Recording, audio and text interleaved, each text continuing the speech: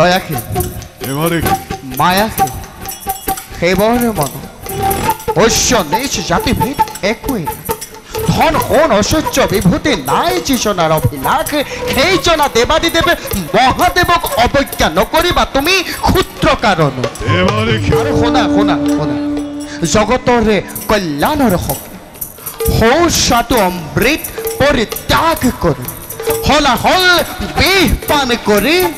নীলকণ্ঠ নাটোৱা সেই জনা দেৱাদিদেৱে মহাদেৱক অৱজ্ঞা কৰি কৰা যদি তুমি যজ্ঞৰ আয়োজনে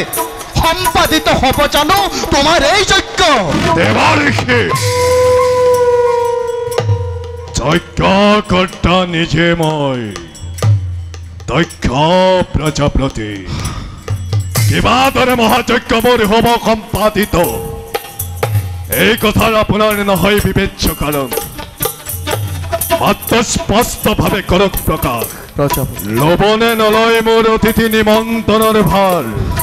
প্ৰজাপতি শিৱখিনি মহাযজ্ঞ যদি হয় আয়োজন তাৰ পৰিণাম হ'ব অতিকে ভীষণে তাৰ পৰিণাম হ'ব অতিকে ভীষণে পৰিণাম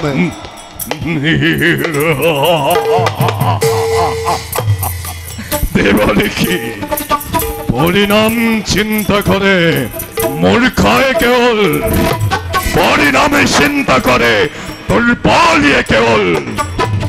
পৰিণাম চিন্তা কৰি এই দক্ষ প্ৰজাপতিয়ে বীৰ ধৰ্ম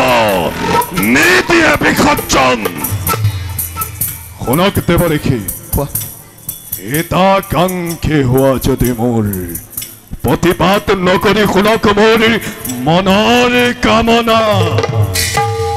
প্ৰতিজ্ঞা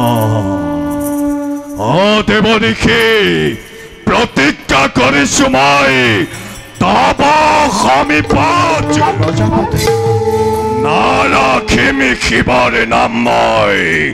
ধৰাৰ বাধ্য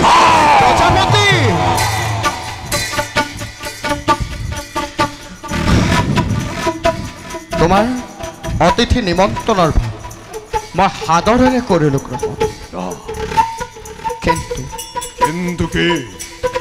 ভৱিষ্যতে নদোষিবা এই নাৰদক তুমি যি হয় পৰিণাম তাৰ নদোষিবা তুমি এই নাৰদক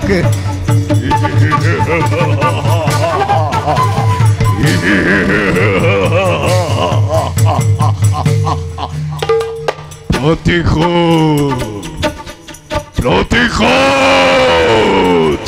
শিৱ শংকৰৰ ওপৰত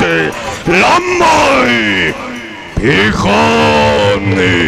প্ৰতিশোধ